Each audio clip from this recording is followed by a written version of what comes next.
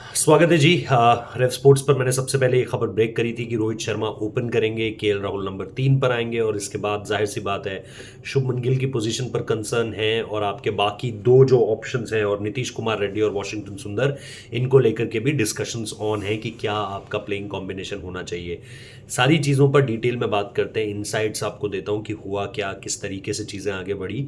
तो कल दरअसल इसके बारे में जो है वो पहला डॉट जब हम कनेक्ट करने लगते हैं तो पहला जो साइन था वो कल का था। और कल जब ये बात सामने निकल कर आई सबसे पहले कि रोहित शर्मा से प्रेस कॉन्फ्रेंस में इसके बारे में पूछा गया। डेनियल चर्नी है, जो एक यहाँ क्रिकेट ऑस्ट्रेलिया के साथ अफिलिएटेड है, मतलब क्रिकेट ऑस्ट्रेलिया के साथ जो जर्नलिस्ट जुड़े हुए हैं उनमें भी वो हैं। तो उन्होंने एक सवाल किया था रोहित शर्मा से उनकी बैटिंग पोजीशन पर। और रोहित से जब ये सवाल एडिलेड में किया गया था, एडिलेड में मैच शुरू होने से पहले, तो उन्होंने जवाब दे दिया था। कल उन्होंने सीधे तौर पर मना कर दिया। उन्होंने कहा बार बार मैं इसका जवाब देना सही नहीं समझता और जो टीम के लिए बेहतर होगा मैं वो करूंगा और अपनी स्ट्रैटेजीज को हम अपने तक सीमित रखेंगे। ठीक है, ये सारी बातें क्लियर कट हुई।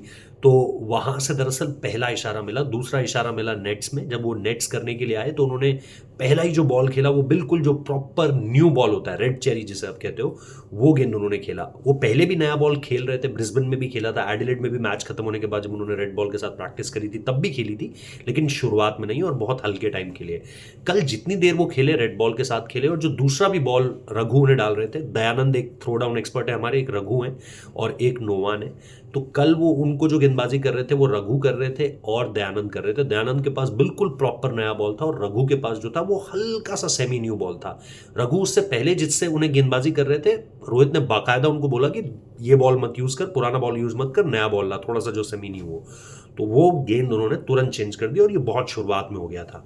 उसके बाद रोहित शर्मा ने जो बैटिंग करी वो सारी की सारी नई गेंद के साथ ही करी, ऑलमोस्ट आप मानकर चलिए। बॉलर्स को उन्होंने नहीं खेला, जो प्रॉपर आपके इंडियन बॉलर्स थे उनको उन्होंने नहीं खेला, स्पिनर्स को उन्होंने नहीं खेला, उन्होंने सिर्फ थ्रो डाउन्स में बैटिंग की है पूरी तरीके से। अब जाहिर सी बात है ये चीज़ें थी तो हमने भी सोर्सेज से जानना चाहा कि क्या हो रहा है क्या नहीं हो रहा है। तो हमें ये पता चला कि रोहित शर्मा जो है वो ओपन करने का मन बना चुके हैं और रोहित यशस्वी के साथ ओपन करेंगे। केएल राहुल 3 नंबर पर जाएंगे। शुभमन गिल के सिलेक्शंस पर अब भी सवाल है और ये मुझे बिल्कुल भी सही नहीं लग रहा है, क्योंकि अगर आप देखेंगे केएल राहुल की पोजीशन को छेड़ना तो बिल्कुल ही सही नहीं है इस समय पर। रोहित शर्मा को अगर ये करना था तो उन्हें पिंक बॉल टेस्ट के टाइम पर ही करना था, क्योंकि वही उनके लिए सबसे बेहतर होता। और केएल, जाहिर सी बात है, केएल की पोजीशन इस समय पर छेड़ना बिल्कुल सही नहीं लग रहा है मुझे, क्योंकि केएल ही है आपका एक ऐसा बैटर है जो आपको इस समय पर सबसे ज़्यादा अश्योरेंस दे रहा है। और फिर केएल के बाद फिर आप शुभमन गिल को भी, ऑब्वियसली शुभमन गिल की ये सीरीज ऑब्वियसली उन्हें स्टार्ट्स मिले हैं। कल खुद आपने प्रेस कॉन्फ्रेंस में कहा कि वो जिस तरीके से खेल रहा है, एडिलेड में उसकी जो पारियां थी आपको बहुत इंप्रेस किया उसने, बट उसके बाद उसकी पोजीशन छेड़ना या फिर उसको टेस्ट मैच में आप लोगे या नहीं, इस पर अभी भी सवाल है। ये चीज़ मुझे थोड़ा सा और ज़्यादा परेशान कर रही है, बिकॉज इस साल का आपका वो सेकंड हाईएस्ट रन गेटर है यार, है ना। बाकी सारी चीज़ें एक तरफ रख देते हैं, जाहिर सी बात है सेना कंट्रीज में अभी वो नंबर्स अपने तलाश कर रहे हैं, लेकिन उसके अलावा भी अगर आप देखोगे he is your biggest batter, मतलब आने वाले समय का वो और यशस्वी जायसवाल आपके सबसे बड़े बैटर्स हैं और उनकी पोजीशन को छेड़ना इस समय पर कहीं ना कहीं आप कॉन्फिडेंस शैटर ज़रूर करोगे। और कल जो आपने बातें कही प्रेस कॉन्फ्रेंस में, आपने बहुत भरोसे की बात कही। आपने ये बात कही कि बढ़िया बैटर है, अच्छी बैटिंग कर रहा है, अच्छे स्टार्ट्स ले रहा है, शॉट्स अच्छे हैं, प्रैक्टिस बहुत कर रहा है, उसको उसके गेम के बारे में पता है, बहुत सारी बातें कही आपने, 2-3 मिनट का जवाब दिया। उसके बाद अगर ये चीज़ें हम देखते हैं तो बिल्कुल भी सही नहीं होगा। Beat with KL Rahul, beat with Shubman Gill, मैं इस मूव से एग्री नहीं करता हूँ। ऑब्वियसली उसके बाद रोहित शर्मा अगर रन्स बना दें अपने, ठीक है, अच्छी बात है, बट वो उन्हें पहले करना चाहिए था, वो उन्हें शुरुआत से करना चाहिए था। यहाँ पर आकर अब चीज़ों को छेड़ना, इतने बड़े टेस्ट मैच से पहले इतने सारे ट्वीक्स करना, ये बड़े चेंजेस हैं आप जो कर रहे हो। बैटिंग ऑर्डर बदल दे रहे हो, फिर हो सकता है वॉशी और रेड्डी दोनों खेल जाएं अगर शुभमन को ये लोग नहीं खिला रहे हैं तो अभी हालांकि जैसा मैंने कहा ऐसी कोई भी खबर नहीं है कि शुभमन खेलेंगे या नहीं खेलेंगे, 50-50 है सारी चीज़ें। बट अगेन जैसा मैंने कहा कि वाई नाउ, अभी क्यों, इतने बड़े टेस्ट मैच से पहले क्यों। और अगर आपको ओपन ही आना था तो मतलब ये 2 टेस्ट मैचेस में मिडिल ऑर्डर में आने का मतलब नहीं समझ में आया, टू बी रियली ऑनेस्ट। क्योंकि यार ओपनर्स जो होते हैं वो कंडीशंस के थोड़ी ओपनर्स होते हैं। ओपनर मतलब हर जगह ओपन करेगा, ऐसा नहीं है कि इंग्लैंड में नहीं करेगा और इंडिया में करेगा और फिर ऑस्ट्रेलिया जाकर नहीं करेगा और साउथ अफ्रीका में करेगा, ऐसा नहीं होता है। आप एक टेस्ट मैच के लिए जा रखे थे, सबको पता था, उसके बाद आप आए, आपको अपना ओपनिंग स्लॉट ही लेना चाहिए था। तो वो चीज़ मुझे हमेशा से, मैंने पहले दिन से ये बात कही, आप लोगों को पता है। तो बाकी लेट्स सी कि क्या होता है क्या नहीं होता है। बट अगर आप इस ओवरऑल कॉम्बिनेशन को देख रहे हो तो आपको समझ में आ रहा है कि रोहित शर्मा ने ये कॉम्बिनेशन छेड़ने की कोशिश की है। अब अगर यहाँ से जीत नहीं मिलती है, यहाँ से नतीजा हमारे फेवर में नहीं जाता है, तो फिर डैमेज कंट्रोल बहुत ज़्यादा मुश्किल हो जाएगा। हालांकि ये टीम कभी भी इस तरीके से नहीं सोचती है कि हमें डैमेज कंट्रोल देखना है, बैकलैश देखना है। जो सोच लिया वो सोच लिया, फिर उसके बाद ये नहीं देखना है कि मीडिया क्या कह रहा है या बाहर वाले सोशल मीडिया क्या कह रहा है, नहीं। लेकिन जाहिर सी बात है, जहां पर क्रिटिसाइज करने वाली बात होगी क्रिटिसाइज किया जाएगा, जहां पे तारीफ करने वाली बात होगी वहां पे तारीफ की जाएगी। बट ये सीरियसली एक क्रिटिकल पॉइंट है और इस चीज़ पर बोलना बहुत ज़रूरी लगा मुझे कि ये रोहित शर्मा की तरफ से एक सही फैसला नहीं है। अब वो ठीक है, अपनी बैटिंग परफॉर्मेंस से इसे सही कर दे तो वो एक अलग बात है, लेकिन मुझे मुझे यहाँ पर आपत्ति है और वो आपत्ति मैंने यहाँ पर उठाई है।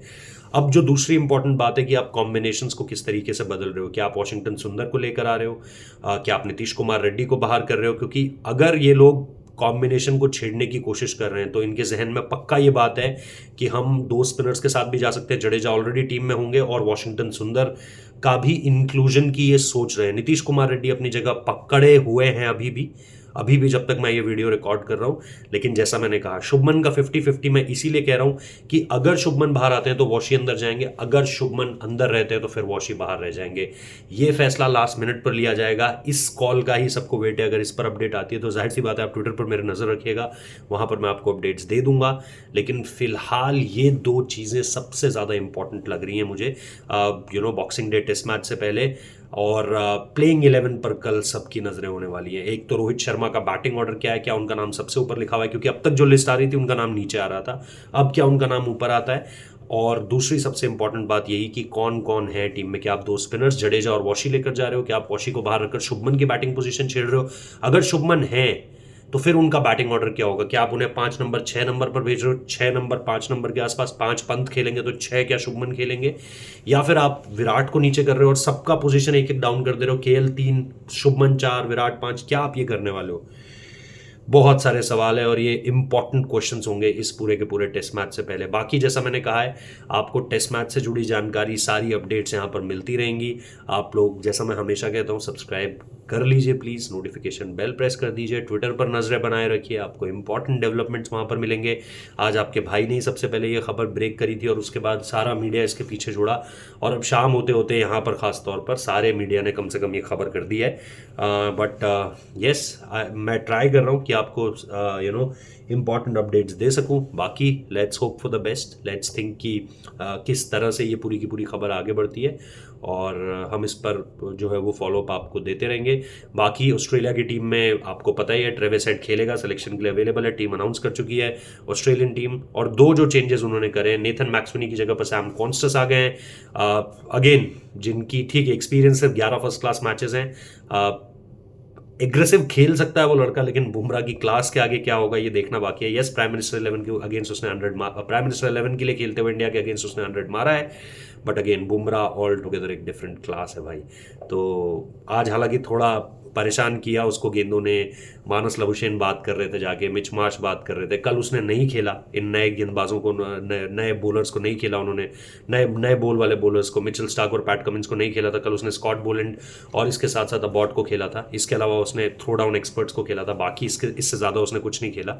तो लेट्स सी कि उसका कॉन्फिडेंस कैसे बढ़ता है आगे। और फिर स्कॉट बोलैंड आ गए जॉश हेजलवुड की जगह पे, जो कि अगेन एक होम ग्राउंड है उनका, मेलबर्न क्रिकेट ग्राउंड, और बहुत ज़बरदस्त बॉलर है। तो हेजलवुड के जाने का कोई नुकसान नहीं है ऑस्ट्रेलिया को।